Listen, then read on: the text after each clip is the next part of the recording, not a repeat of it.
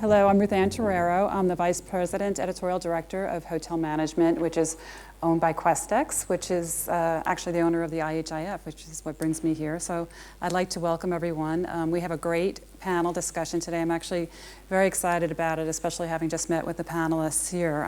But welcome to the Luxury Budget, Is This an Oxymoron panel. What are the prospects for budget hotels with a twist? How are they doing things differently? So we have a couple of fun questions planned to discuss. We hope it's a lively discussion. We also do invite questions, maybe about halfway through or whatever, but you know, I'm thinking the panelists have some very interesting brands and products that you might want to ask them questions about. But what I'd like to do is first give each panelist the chance to introduce yourselves and then go ahead and tell us very briefly about your company, and then we're going to kind of get into it. So Florian, may I start with you? Sure. So first of all, thanks Ruth Ann for the introduction, and thanks also to you and Jonathan Worsley for having me on this great and exciting panel. And I think we want to have a lively discussion, so I'm going to keep the introduction short and crisp. So my name is Florian Collins. I'm development manager for 25 Hours Hotels. Just joined recently, actually, so 2 months ago. So I'm still a very young member of the 25 Hours family. And I'm not going to tell you anything more about the brand because you're going to, actually Horst is going to tell you more about our brand later on. Great, thank you. Horst, welcome. Yeah, thank you very much. My name is Horst Schaffer. I'm the opposite of him. I'm an old man, managed man since 30 years and 35 years in the business. I am a member of the board of the Motel One Group in Munich.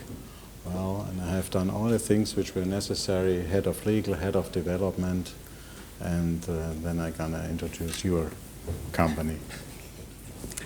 Good afternoon, my name is Felicity Black-Roberts. I work in development for Starwood Hotels, looking after UK, Ireland, Iberia and France primarily, and across all 9 Starwood brands. Michael Levy with Citizen M. I oversee the operations of the company. That's about it. Okay. So the reason we kept it brief is that when we started preparing for this panel about 6 weeks ago or so, everyone realized they've been on a lot of panels. You've seen a lot of panels, so we could easily just get up and tell you what each product is about. But each took the time to go and visit each other's hotels. So they are going to tell you what they found at each other's hotels, just to kind of give it a mix and really just give it almost that third-person perspective, kind of out of the box a little bit. So Florian, what was your homework assignment? My homework was a loft. So I'm gonna spare you all the facts and figures of how many Aloft hotels you're gonna find in each country. I think that's something you can look up on the internet. So I'd rather give you an insight on the roots where the idea of a loft comes from. And what many people don't know is that the initial idea already dates back to the 90s. Back then it was just not called a loft, it was called W. But if you look at the first W Hotel on Lexington Avenue, which was a rebranding actually of the former Doral Inn Hotel, it was an affordable, mid-scale, mid-segment product, which was actually quite space efficient with net room sizes starting with 14 square meters. The focus was put on the public facilities, so you had a living room atmosphere in the lobby. The bar was and still is a hotspot for locals.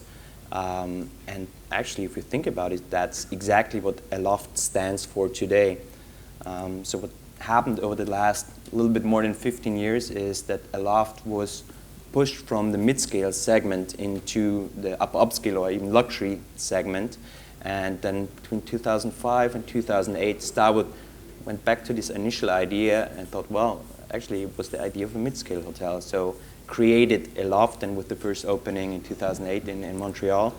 And that's also the reason why it is called a loft division of W. And I had to admit when we had the call and discussed that each one of us is going to present another brand that I've never been and never stayed at one of their loft hotels. So I was in London 2 weeks ago and took the chance, unfortunately not to stay overnight because you were fully booked, which is a good thing. But I had a tour with the general manager, and I think it's a very well thought through product with a contemporary design, which will also be a huge success in Europe. Fantastic, thank you, well done. And Horst, what was your assignment? Yeah, my assignment is 25 hours. And first of all, the motto of 25 hours is, if you know one, you know none. That's right. I've seen it in Hamburg. I've looked at it, and it's individual. It's a design-oriented boutique hotel. And the focus is on regional characteristics, even at the F&B concept. I never have seen such a fish cart like in Hamburg.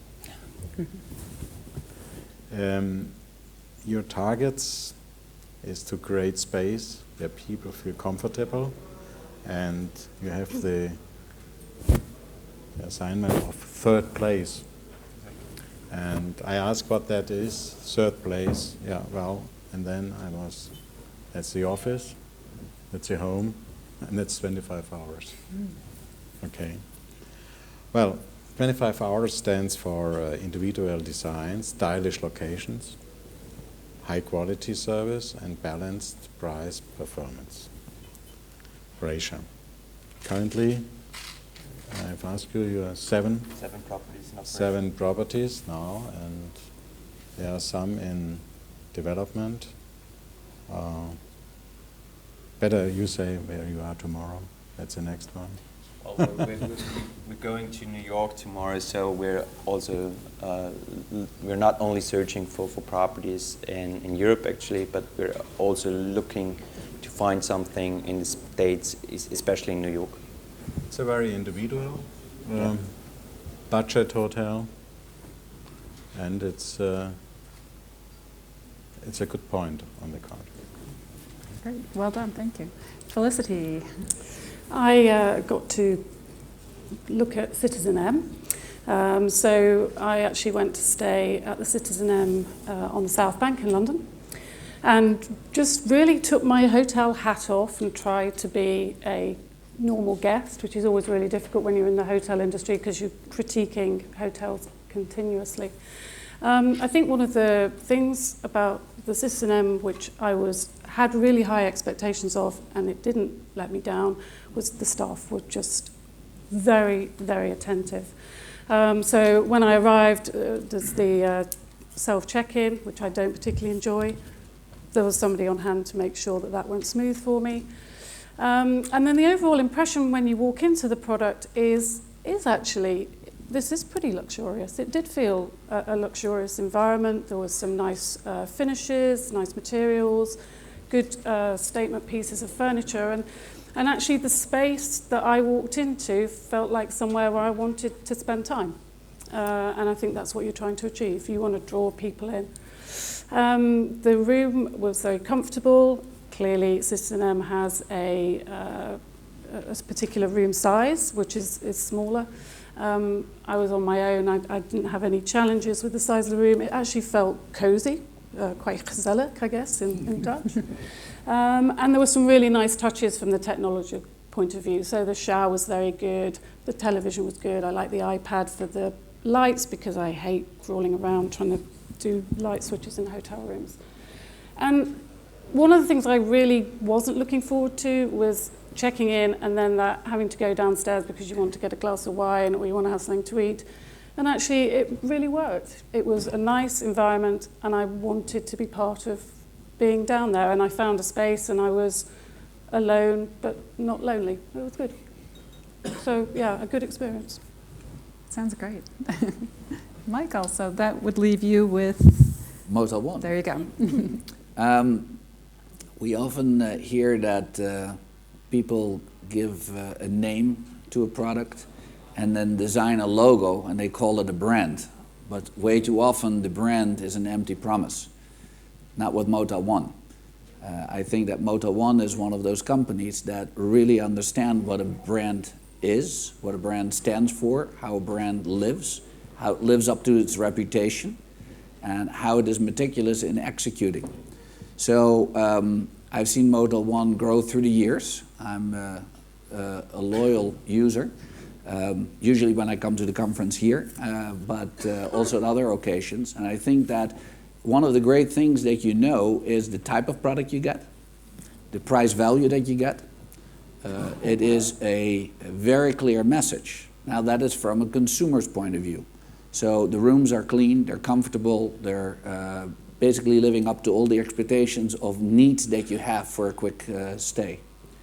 But what I think also when we look at the investment conference is on the other side, when we invest. Obviously, the cost of construction and the cost of development are very important components. And I would almost say that every inch, if not smaller, of the developments of Motel Ones are understood, are clear, are value engineered, and are very consistent. And that in a company that is growing rapidly and is capable of rolling out throughout Europe is very admirable. So from a brand promise, from a investment point of view, from a return on investment, although of course wouldn't give me all the details there, unfortunately, I'm sure it is a wonderful brand to be associated with, and I can only tell you I'm a happy user. Great. Thank you. It's all said. I can leave. That's right. Couldn't have said it better, right? Well, thanks for that, and I hope that just provided you with a nice, fresh perspective on each brand here. You know, let's get back to the title of the panel, which is luxury budget. And you know, I think we all know that word luxury gets thrown around a lot. You probably see it almost with every product that you review. So my question to the panel is, can a budget product actually be considered luxury? Doesn't the word budget actually mean cheap? So I'll let, Michael, do you want to take a stab at that one? Well, I think that the word we would like to cherish here is value. So I think that budget and cheap has an association with it that not necessarily deals with it. So I think that luxury has changed quite dramatically. So the crystal chandelier and the white glove maybe is replaced by high-speed, internet, and that should be free or content-free. Time has become of an essence, so we look for an environment. So things have changed in the luxury area. So also in the budget, because I think that a budget airline like JetBlue is nothing but cheap. It is fantastic, yet they still live up to delivering value. And I think it's the value connotation that we look for in this. And in a way, we all have become extremely cost conscious because of this long recession. And we have moved our boundaries quite a bit. And luxury has taken on a different shape, but budget definitely. So we are more accepting and see budget move into a very comfortable luxury space and feels also lifestyle luxury. Great, thank you. Anyone else want to take a stab at that one? I think that overall we have to be aware of that the term luxury is a subjective term. So luxury means to each one of us something completely different, but I think what happened in the hotel industry over the last 10 years, a little bit more than that, is that some very smart groups like Motel One, like Citizen M, thought about it, what is really of importance to their guests. And one point is that they decided that space is not the most important factor, and by saving space you can save a lot of costs and put it somewhere else. And by doing this, Citizen M is able to afford Vitra furniture, and Motel One is able to put a Loewe TV set into the room. So actually items and amenities that are being considered as luxury, which a guest would not expect in a budget product. So by saving costs somewhere else, which is not important to the hotel guest, and putting it to certain services and amenities which are important for the guests, but which they usually would expect in a luxury hotel. This is, I think, where we create this idea of budget luxury. in the hotel industry. I think luxury today is a very individual term, you know, and luxury is not that you are offering anything you can offer, you know. That's first of all, and to the question, is budget hotel cheap? I would say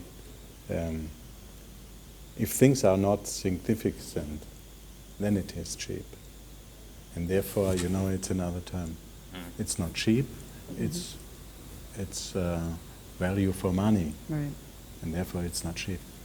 These are the two things which has changed in our times. We have said after the big recession, you know, new definitions are now for luxury. And it's last thing. It's quite a difference between the generations. If I look to my assistant there, I think she has another definition of luxury than I have. You know? And the key is really to finding what are the points that people value and find that they want to have in a hotel room. So, you know, is it for Generation Y, it's about great technology, it's about music or fashion. What are the passion points of the guests there? And can you offer those passion points in a very compelling way in an environment which is not costly? Maybe just for the benefit of the audience, because I imagine there might be some people out here who might be thinking about building a hotel or investing in a hotel or developing it one way or another along the line. Can you each take a stab at telling us what the development play is for the brand? And again, I don't want to get too brand heavy, but I just think it's good for you to know, like, if I were going to build one of these hotels, or develop one, I should say, what am I going to start with? So, Florian, can you tell us what that is? So, in a nutshell, in terms of development types, we can do greenfield, we can do conversions. So we have converted every kind of commercial property you can think of. So from office, student housing, up to a refugee camp. But we are also looking into rebranding, what we have not done up to now, but which I think is a very promising opportunity in the future, because especially in markets like Spain, Italy, you have many underperforming assets with probably a local hotelier who is not running the property the way it should be run. So there's a value hidden somewhere. So, and a good example is what was done with the Ace Hotel in London. So it used to be a Crown Plaza, was acquired by Starwood Capital. They invested some money and put the Ace brand on it and created some value with that. So this is something where we also want to look at in the future, to give you some benchmarks, because I think not all of you know 25 hours. So we have room size of 20 to 24 square meters. We have requirements of about 50 square meters, gross floor area per room, which then translates, when we have 100 rooms, into about 5,000 square meters overall. Up to now, we're having our hotels under lease agreements. Would be open to look into management as well, but definitely no franchise. So that was the nutshell. Great, Sorry. thank you. How about Motel One? What would we be looking at well, there? nevertheless, Motel One is a very clear product. We have learned it. Conversions, like in Edinburgh, like in Brussels, like in Wien at the Opera.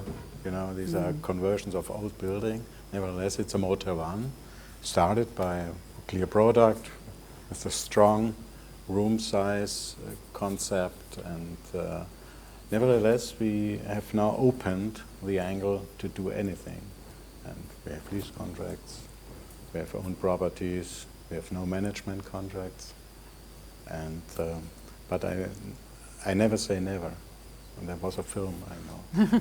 You're open. It's the same thing. We Anything have can learned a happen. lot in the last 10 years to open it to the market and to the investments. And all things are possible. Great, thank you. And so, Felicity, we had decided that Aloft is what the brand that we're focusing on for this, because you have so many different brands at Starwood. It could take us a while. So as far as Aloft goes, what's the proposition there? Yeah, I mean, I think a loft for us is relatively simple, because often I'm looking at sites and locations where you think this would work for a W, would be a great W, but actually the market can't sustain the level of cost needed for the execution of a W, both in terms of construction and service. So a loft for me is really a great product for provincial markets and peripheries of the major conurbations. We are generally new build or conversions of from different uses. We've got one opening in Liverpool this year that's a conversion of a historic office building. I would say it's a difficult conversion product of an existing hotel because and a loft bedroom looks like an aloft bedroom. You know, we can't have a red carpet, it has a blue carpet. So unless you're completely in a position of obsolescence and you're going to gut the building, it's very difficult to retrofit the brand. So in terms of how we want to hold the assets, Starwood, as most of you will know, has an asset-light strategy, and so we would be looking at a management contract, and really franchising for us is going to be the way forward. Currently in Europe, I think something like 15% of our portfolio is franchised, but last year 26% of the deals we signed were franchises, so we're going in one direction, which is, and developers are looking for us to franchise. They want us to franchise the brand. Now, Michael, you're opening 2 hotels in New York. I was telling you earlier, I walked by the one in Times Square, in the Times Square area recently, and then you've got one down on the Bowery. So tell us, how do you construct your development? Well, we as a company started out owning, operating. We only have recently opened the first lease. But as a young company, we first needed to find out exactly who we were.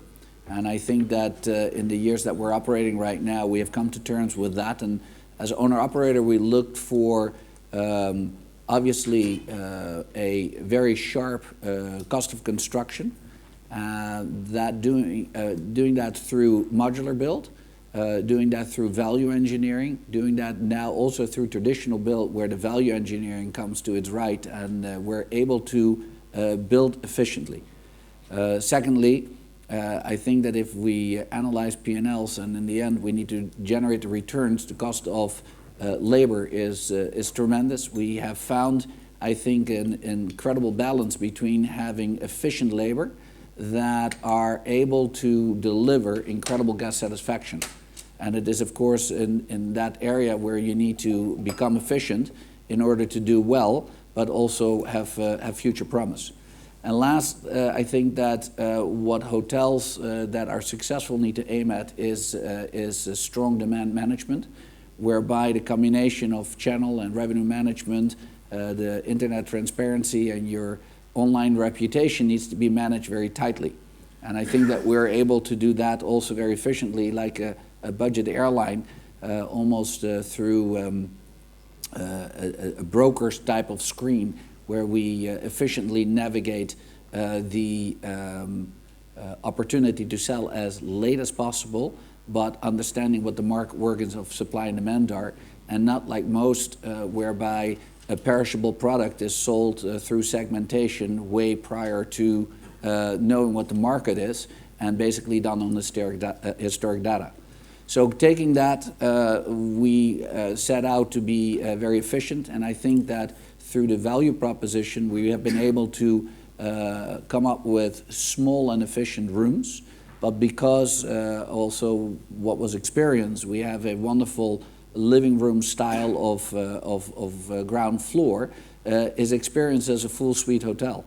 And that contradiction, if you're good at that, then investors here will understand that the square footage play is a good one. So per square footage, we invest a little bit more, but the efficiency of the square footage allows us to cram many more rooms into a site. So that's, I think, our value proposition. Moving forward in China, or in Asia and in China, we have a joint venture that will focus more on management contracts, but we're willing to invest. In Europe and the United States, we're willing to invest, we're willing to look at conversions and management contracts. Thank you. You know, millennial is the buzzword at every conference I go to, and I'm sure you're finding the same thing. And, you know, after a while I realized that it certainly should be, because there's so many of them that think that the millennial market is actually bigger than the baby boomer market, which we've all been waiting for years and years for them to retire and start traveling and going to hotels, et cetera. So when I first started talking to the panelists, I was thinking, oh, well, you know, millennials are your audience, but then, you know, we realized millennial is really a demographic, right? But maybe we're looking at more of a psychographic. So who goes to your hotels? Is it someone who's interested in the arts, who's communal? Can you put a label on them? Anybody want to take a stab at that? What's the mindset, I guess, of your guests? I think in a loft, it's, you know, if you wanted to say where are the majority of our guests, they are of the younger generation. But that doesn't mean to say that it excludes older people, and certainly when I'm around a loft, I do see older people, but they're, you know, you can have a 57-year-old or a 77-year-old, quite frankly, who can't contemplate life without the internet. Right. And so they want to be in an environment which is catering to their needs. So I think you're right when you say it's not so much an age, but a state of mind. And where do people want to be? Do they like the atmosphere? Do they like the environment? And is the brand proposition something which is attractive for them? Right. Totally agree. So I think it's rather driven by psychographics, by values. We believe that our guests are open-minded and interested in the cities they're traveling to and the people living there. And this can hold true for somebody being 18 years old, and this can hold true for somebody who is 50 plus. So I wouldn't put an age tag to our guest segments. Mm-hmm. We cannot define clearly our customers. You know, it's everybody. Mm-hmm. It's really everybody, and you can recognize it very clearly in the morning at the breakfast. You know. And sitting a general director of a big company, and right opposite there's an IT freak from I don't know where. You know, it's really it's the pure average of the society. Yeah. And that was fascinating because after the crisis, it changed. It changed really a percentage. Before we have had about 65 to 70% city travelers, and now we have the business people as well. But we have the city travelers, we have the young people, we have elder people. It's the average. Mm-hmm. I think also two pairs of shoes, who you think you're attracting and who you're actually attracting. I mean, we're the hip lifestyle brand. We think we're having the mainly 20 to 30 years old. But when I started with 25 hours, I lived for 1.5 months at the hotel in Hamburg Hafen City because I didn't have an apartment. And on the weekends, Hamburg is very strong in promoting musicals, which attracts mainly elderly guests. And they all come to our hotel, and they love it. So on the weekends, you probably find a couple of walk-in frames in the restaurant, but they like it. Mm-hmm. They like it. But we would have never thought that our concept would be something that attracts people of that age. Right. But it happens, and as long as I think it's not the lion's share of our guests, and then it's not a good fit anymore with our initial product idea, it works perfectly fine. Mm-hmm. Mm-hmm. We actually focus more on target industries to associate with us, and I think that a certain lifestyle associates more with us. We really try to understand our target audience, are very happy with the niche. We're also very happy to tell people, no, most probably Citizen M is not a good solution for you. And by differentiating, is making it extremely clear for those that show up exactly find what they want, and for them we are full service. And for those others that are looking for a different offer, we are extremely limited service. So for one, we can deliver 100% and generate the highest scores of satisfaction, whereas the very same product for the wrong market, and you know, that's why we feel it's very important to understand the niche market that you're targeting. We could be a product that is very disappointing. So it is very important to be loud and clear in our opinion about it, And in our pre-stay mails, in our confirmations, in as much as we can do in advance, we communicate that so that there's no surprises upon arrival. And that matching and that really going for those target industries that associate easier with what we do, we seem to be booking success. I think that's a really important point. And as part of the prep for this panel, I looked through TripAdvisor for the negative comments about the brands. And actually most of the negative comments were focusing on the fact that basically the person had booked the wrong product for them. So it's somebody who wanted room service in a loft, or clearly it's not a brand that offers that. So I think your point is a really very valid one, that the brands have to really communicate what they're about. I apologize that it took her so long to find negative comments with us. I feel in our times now, budget hotels with a good quality, you know, you can ask the same question, who is driving a Volkswagen Golf? The answer is everybody. That's the same thing. That's absolutely the same thing. Right. It's everyone. Yeah. Good point. Everybody. You know, when we were preparing for this, I brought up the phrase, you know, lifestyle hotel, and realized as soon as I said it, it almost sounded so hackneyed. And I remember when the first time I heard it, I'm like, oh, that's so interesting, you know. But so we have to label these hotels somehow. But I know because you're all relatively new brands, can you tell me, or I'm going to use the word lifestyle hotels, what's going on in the lifestyle sector? So what's new? What is the latest thing? I know people being in a communal setting in the lobby, right? Alone but not alone is something I'm seeing. But was there anything else as you're developing your brands, what you're seeing that based on human behavior? Yeah, I think that what we have to learn in innovation is to change our business concepts and the business processes. And only then can we adapt to something new. So you cannot be a lifestyle hotel and have everything traditional flowing through. So your front desk check-in, your bar, your restaurant, your this, your that, and then spice it up by a nice color or a nice design. That's not how it's going to work. So I think that lifestyle is more keeping in track and in tune with what people expect and how they're comfortable to live. And that means not when they come to a hotel, but a hotel, just like technology, serves a purpose when they need it. And if we do that well, and it tunes with who they are, and it suits well, then I think you've accomplished it. And you know, it is tagged at this point, I think, as a trend lifestyle. But I feel it is very important that we need to realize that it takes more than just some decor changes. I think Ian Schrager said today, and it was so interesting to hear him speak, but he said he was asked if he does consumer research, and from what I gathered, he doesn't do a lot of it. He said you can't ask the consumer what they want because they don't know what can be done, which I thought was so fascinating. So it's almost like, well, Apple, right? I think he referenced, to push things to people who are not quite sure what they're going to be doing with it, but you know, or if they need it, but they'll figure it out. So I think that's certainly something that's going on in the hotel industry. Was anyone else here kind of surprised at the way people are using your hotels, you know, in terms of what you put out there for them and what they ended up doing with it?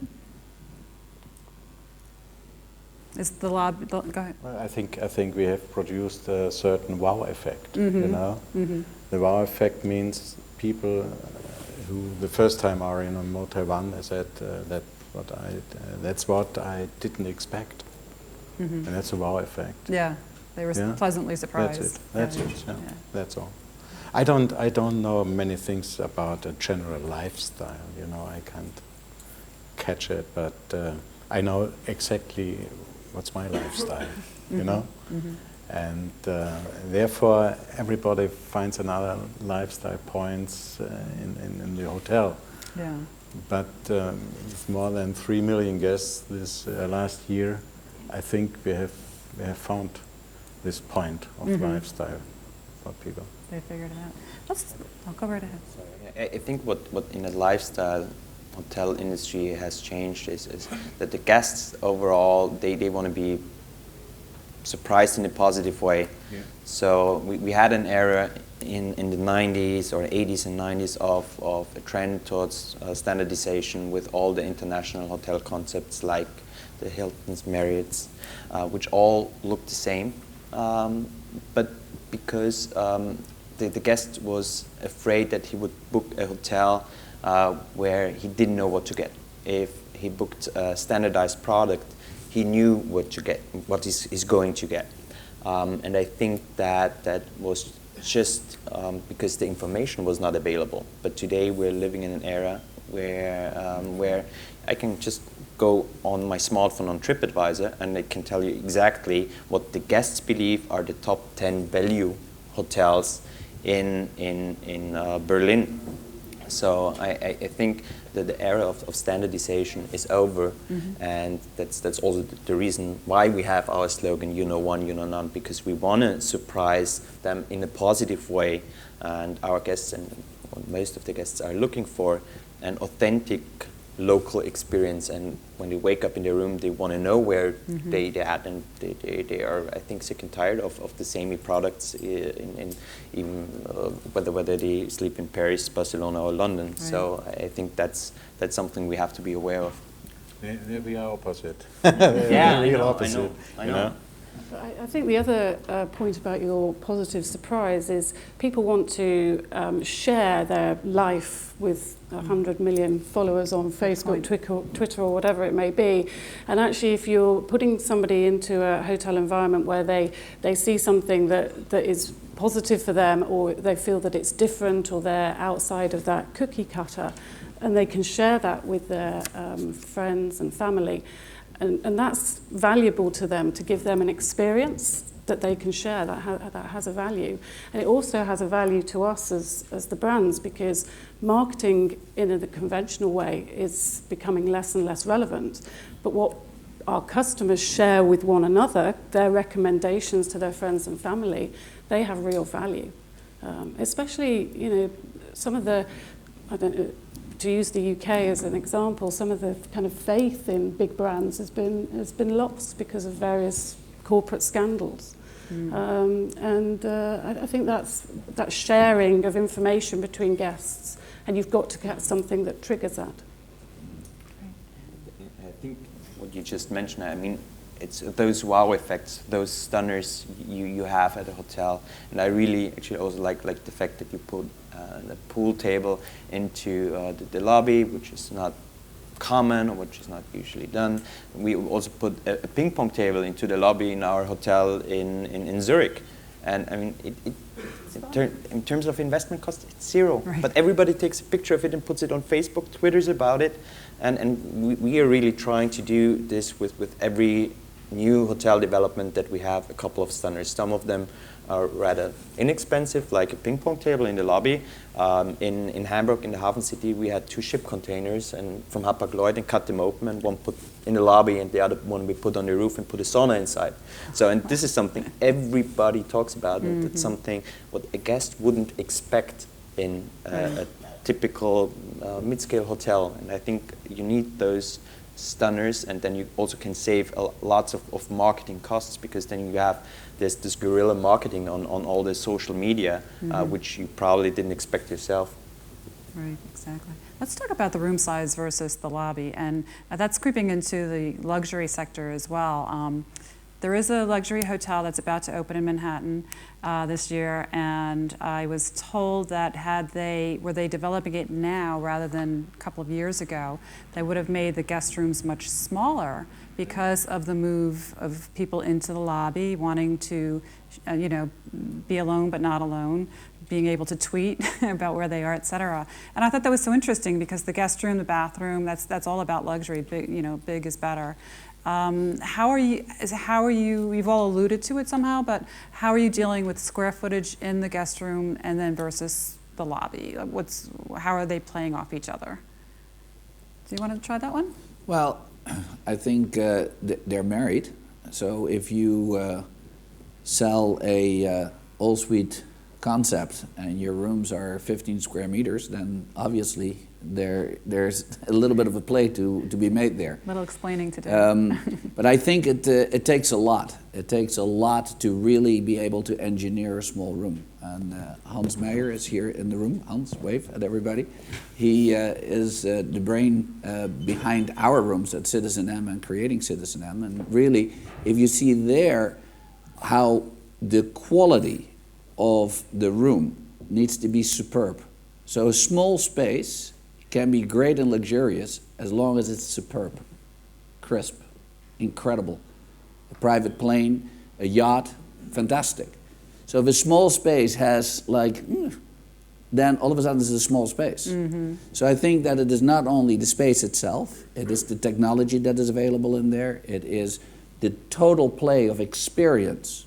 So it's not so much selling a room as much as experience, and then the play between a efficient small room that is crisp and well thought out and well executed, and a lifestyle that links down to the living spaces. And then what I think, that is all nice and dandy, but with shitty service it's horrible. So the service needs to be an experience in itself. And if you do not marriage all of them well, you have a problem. And if you marriage them all well, then you're called Citizen M. And Felicity, it sounds like when your hotel stay that you discussed in the beginning, the room was small, and it almost sounded like you were gently forced out of your room because if you wanted to have something to eat and maybe a glass of wine, I don't mean forced in a negative way, but you went downstairs because it was not available in the room, right? Well, I think there were two aspects to the downstairs. But first, because when you walked in the hotel, the downstairs was designed in a way that made you want to be part of it. You wanted to be within that space. And the room is small, and so for an entire evening, for me it was I'm going to leave this space. I don't want to necessarily spend my entire evening in 14 square meters, whereas in 30 square meters I might make a different decision. But you went to your suite. I was going to say, but what you provided me with downstairs was very, very nice. And I didn't get hassled by anybody. I sat on my own. I had the internet. Right. I had a really lovely, relaxing evening. And that's kind of what travel's about, almost being forced. I'm just using my own words now. So being forced out of your comfort zone, though, right? So you're going to go down and then you're doing something that you wouldn't typically do for all the reasons you just stated. You don't want to be hassled or whatever. But it turns out to be a travel experience that was probably a very good memory because it's something that you wouldn't typically do. I think the most important thing is today it's not the size of the room. We have 16 square meters. I think the most important things nowadays is the quality of the materials, to feel good, to feel well, of the materials in the bed, in the bathroom. That's the most important thing.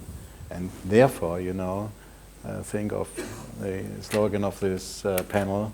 Is it an oxymoron? No, it's not. Because if we use materials like we do, that's luxury. Sorry, for me it's luxury. If I have a towel with a quality, you normally think about 5 stars hotel. You have it in our budget hotel. That's luxury, and therefore, it's in our movement of times and thinking. The size of the room is one point, but 16 square meters, it's not tiny. But if you use the good materials, high quality materials, then it's a certain luxury, and then it's okay. You can appreciate what's being absolutely, done. Let's talk about design, because I've done a couple of panels on design here at the IHIF, and of course it's important to every hotel, but how important is it to yours, and how much are you investing in it? I mean, these days it's easy to get great design without necessarily putting a lot of money into it. It sounds like you are. Our title is great design for a little money, but design. I tell you what Steve Jobs said about this theme, okay? He said, design is not just what it looks like and feels like, design how it works. And to find this way, that's very, very, very tiny road to go. But it's important. Right. For us, it's very important. Design is not only your layout and your choice of interior, but it goes much further. It is the whole look and feel. So styling comes into that. So brand needs to come to life through all those components, and the matching service to come with it. So it is the total atmosphere of an environment that either touches you or not. And so it's a total complexity that we focus on. Can you get away without spending a lot on design? Yeah, I think what we've achieved with a loft is we've taking it from W and creating a loft is we have achieved just that. Yeah. I think a loft is a great design product, got great guest feedback on the rooms, but they're designed very, very efficiently. They're designed with operational efficiency in mind, which is very important in terms of your GOP conversions. And where we've built in something for the guest is giving the lobby areas a kind of seasonal refresh. So 4 times a year we change out the cushion covers, the front desk gets a new wrapper. But that's not expensive, but it's kind of what you expect in retail. Your favorite clothes store changes its window, and we do that very cheaply within the loft. So I think design is important, but you don't have to spend a lot on it.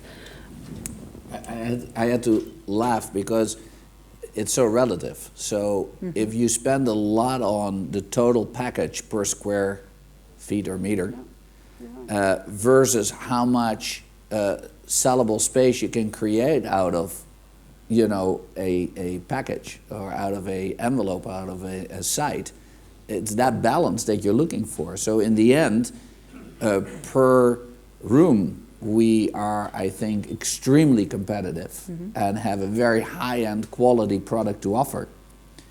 Per square meter, we might be extremely expensive.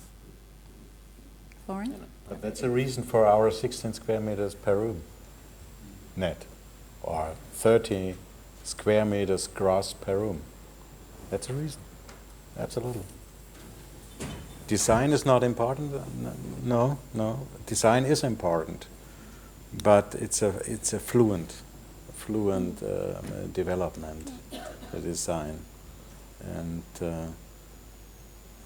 when we founded Motel One, it was a start that we said, okay, let's come into the time, into the lifestyle, design, and therefore we said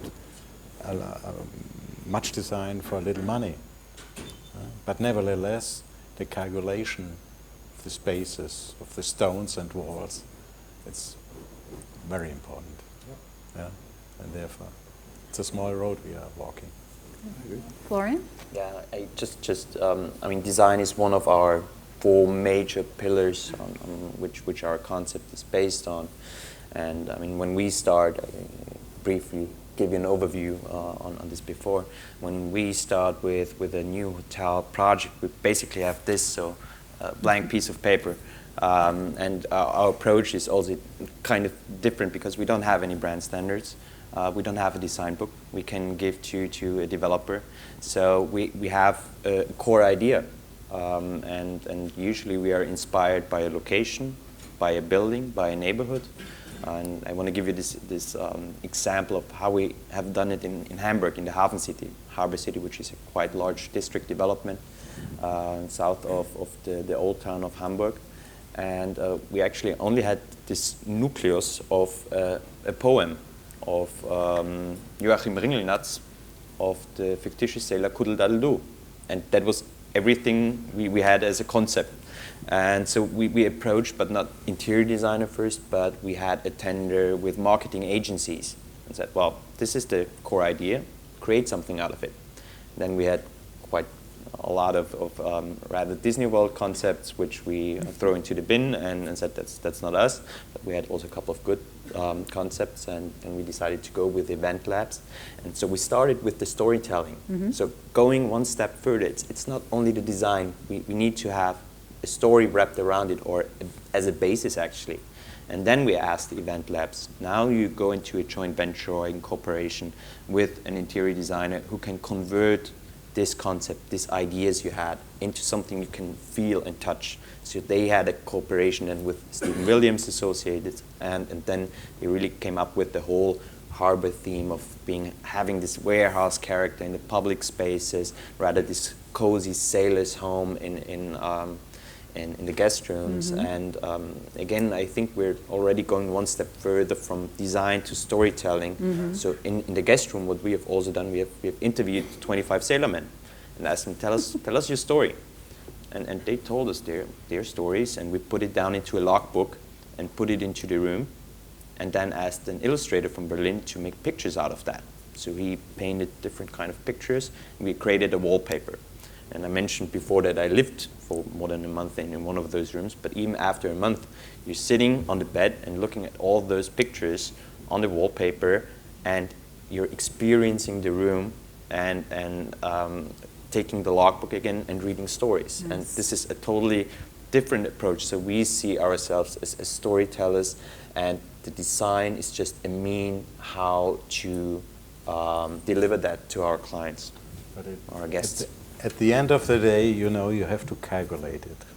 At the end of the day, it's running great. At the end of the day, you have to calculate it, and you have to calculate your rack rate, and you know, and at the end of the day, you have to decide about to leave the budget sector or not. We have decided to stay in the budget sector, and therefore, you know, if you have very clear walls of calculations. No, but I don't think that we have necessarily and for that, you know, our rooms are ident. In each hotel, the rooms are the same, but not the lounge, not the bar, and not the reception. The public areas are dedicated to the city, dedicated to a theme out of the city, of the site. Okay? But I don't think that we have left. That's the only various things, you know. But I don't think that we have left the budget segment. It's only the point that we just cannot grow as fast as Motel One, because it's very time consuming to develop those kinds of products. But still, I mean, the budgets, if you take the budget for somebody, an illustrator who's making those paintings, and look at the share on the total budget for the projects, those are peanuts, actually. But of course, we cannot have a rollout of 20 hotels per year because we are a small team, and then we would really have to work 25 hours. Do we have 20 hotels per year? No. There are things I don't know. No.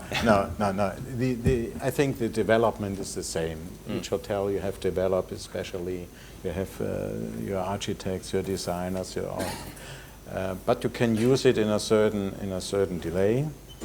We renew our rooms every 5 years, completely. And on the other side, the lounge, the public areas are dedicated to the site that can use more and change, not completely every 5 years. That's also always a question of calculation, you know. And therefore, I think we have found the way between very strong concept, and a certain individual design and product. Great. You know, I want to ask you guys how you set pricing for your hotels, considering the budget of the or affordable sector, but we actually have about 9 minutes to go, so I thought let me open it up to the audience, if you don't mind, and just see. The gentleman in the back had you, yeah. Yes, you. Macy Marble, I'm from Geneva, and I represent Mintel International here as a journalist. I'd like to talk about something that I don't think has been discussed yet, is distribution. In other words, budget airlines pride themselves on having a very high percentage of direct reservations on their website. How are you people doing, perhaps besides Starwood? I mean, I know you're in a different situation with a strong loyalty program and so on. And that's another question. Are you doing anything in that area in terms of loyalty programs? So how are you dealing with distribution, and do you have a loyalty program? Well, I mean, what proportion of your internet reservations are direct? Are you using, I suppose, quite a bit of OTAs? Direct well, versus OTA? I think it's a very good question, because I think that is the game of the coming 5 to 10 years where the major play is. I call it demand management. So it is, buying sufficient, let's say, billboard, and being able to do sufficient through your own achievement, whether that is brand, whether that is your website, however you try to attract.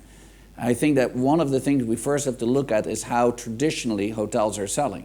A perishable product is being sold through segmentation, And basically, a year or several months out, we're unloading our inventory against huge discounts, and we do not know what the market is doing.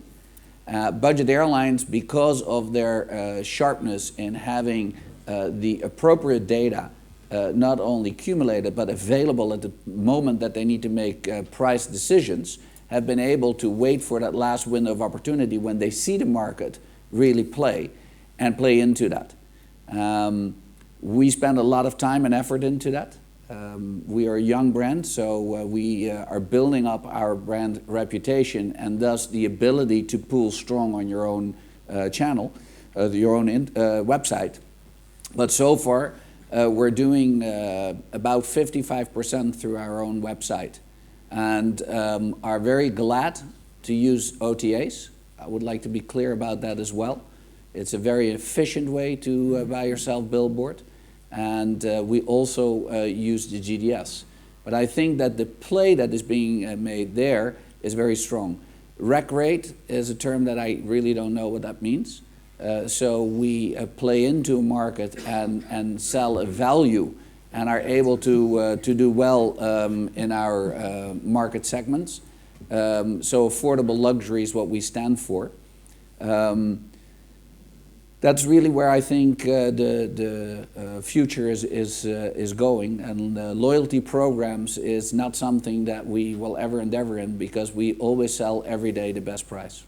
Okay. Anybody else want to take it? Okay. Yep. And then we'll open it to. Yeah, I know you guys actually don't really see. A loyalty program, no. Rec rate, I know what it is. Exactly. We have. Generally, we don't yield the price, except we have certain times of big events, of fairs or Oktoberfests, only in Munich. And that's very clear. Every year you have fixed dates when the price is supplementary 20 or 50 euros, that's all. Therefore, rec rates we know. We give no reductions for no one. Even if Mr. Siemens is coming in, no reductions. That's very clear. Yeah. Distribution. More than 55 or 56% of our guests are booking online, and from that 55%, more than the half, it's reaching nearly 30%, our own website. You know. We are using the OTAs, we are using them because they cost money. And therefore, we make big efforts that customers are changing to our own website, booking on that. We are on online payment, we are on the way for online payment, and also is on the way the development of the online check-in, you know. And you know, we only have a check-in, we have no check-out at Motorwan. You check in, that's your check-out. And you can leave the hotel without wasting time in the morning. And that would be more efficient with the online check-in. Great. Okay. And I think afterwards maybe we can address this further, because this is a great topic. Maybe if you want to just come up and discuss it more individually. But we have a question right here. Thanks a lot for your presentation, but nobody talk about the budget from the perspective of the investor, because budget means limited budget. But I'm witnessing that you are pushing the border of the budget to be luxurious, which means additional cost. Of course, the daily rate actually is almost sometimes fixed because it's a market and some governmental. So what about the cost or initial cost for estimating the budget? So what about the budget for the investor? Good question. Budget for the investor is fixed. You know, the investor knows what he has to invest. The only, more or less, the only relative thing is the price for the ground. You know, okay. And so therefore we are reacting with our business plan. Okay. Are investors of Motorwan here? None? Not yet. Where are they? Yeah, not yet. I thought Okay. there are a lot. Anybody else There want- is. Yeah, There is Does anybody one. else want to take a stab Yeah. at this question? There is one. Okay. You know, it's very clear, and I think the most important thing is your yield on cost. You know, and that's a very clear thing. Okay. Florian, do you want to take a stab at that one, or you can pass? As already mentioned, we always start from scratch, so it's also in terms of a development of the budget. So we don't have that fixed budget like Motel One. It very much depends on the market, on the location. But in order to give you some benchmarks and figures, so the development costs excluding land would be somewhat in the range of 80 to 100,000 euros per key, which many would not consider as budget anymore. I guess you were about to say. No, it depends on the city. Yeah. In London, I think it's a little bit more expensive, like in Berlin, or even in Munich. It depends. It's another case like in Hamburg. But there's a range. Right, any other questions?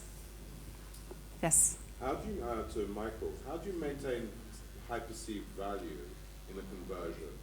And how do you maintain your high perceived value through behavior, through your training, through your behavior, through your behavioral amplification? Okay, did everybody get to hear that? Otherwise, Yeah, we'll repeat. How do we maintain value through conversions? We are working on a few conversions as is right now, and we have taken a look at many, and not all. We consider that we can create the citizen M value in a conversion, and then we will walk away from it. So, Will it be an identical product? no, definitely not. I think that both the room size can vary and the product can vary. What is very important and essential is a efficient room size. Possibly repeat, not necessarily in there, but we need to create that environment at the ground floor. So that working is very important. That's why not all retrofits are possible for us. But those that we're working, sorry? How will that impact the brand? I don't think it will impact the brand because, as I mentioned earlier, when we started out of the gate, we had to work on who we were. And like an adolescent, at one point you stand in front of the mirror, you go like, hey, that's me. And I think that we have gotten that epiphany, and we're at a level that we can take on conversions and do them well. And although the room plays an important element, I think the overall package that we offer is more important, and that includes the service. Okay. So it's an experience we offer. Great. Well, I think we've done it, and I want to thank our panelists. I think you did a fantastic job. Thank you so much.